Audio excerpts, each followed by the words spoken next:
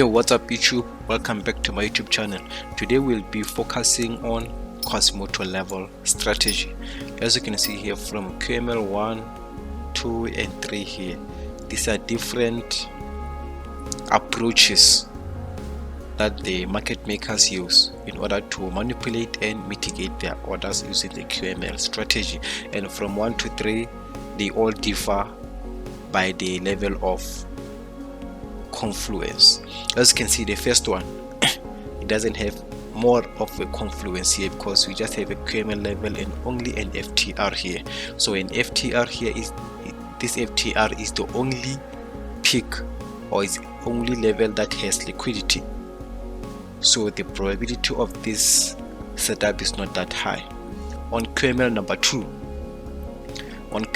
2, we have an FTR and also have an MPL. So a drop-based drop inside the QML level is called an NPL. So this one is better than this one in terms of probability.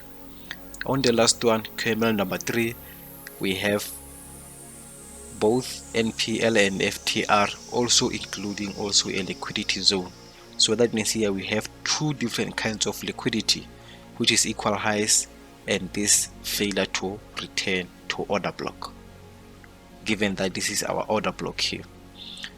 And the last one is just a variation from this, which is a drop-based drop that is outside a QML shoulder. As you can see here, we have our QML shoulder here, but before getting to that shoulder we have a drop-based drop here. So the market will actually surpass the higher high, which is the QML shoulder, and mitigate that drop-based drop here. So to take out from this, you can see that QML number 3 is the best one because it has two different kinds of liquidity in a NPL. So in most setups, if you're looking for a higher probability setup, this is the QML you should look for every time.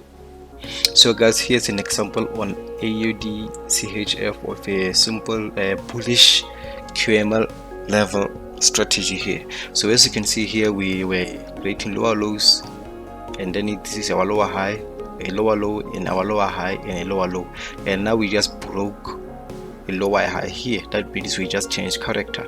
That means the market is looking to change direction here. So as you can see here, our first lower high break is this one, and it was created by this lower low. So this lower low is our QML level. So this is our demand zone here. So we have to wait for the market to come into this zone and then push all the way to the upside. So when you play this tool here, you can see what the market is trying to do here. So as you can see here, what just happened here, the market came down and then it created this low here, this swing low here. This is only to create liquidity below it. So a lot of buyers have been induced inside this market, creating a lot of loans to the upside because they think the order block has been mitigated already. But here is our order block down here.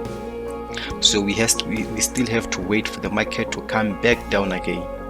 So when you play this tool, you can see here that the market is going to eventually go all the way to the downside, and then boom, it mitigated our order block here.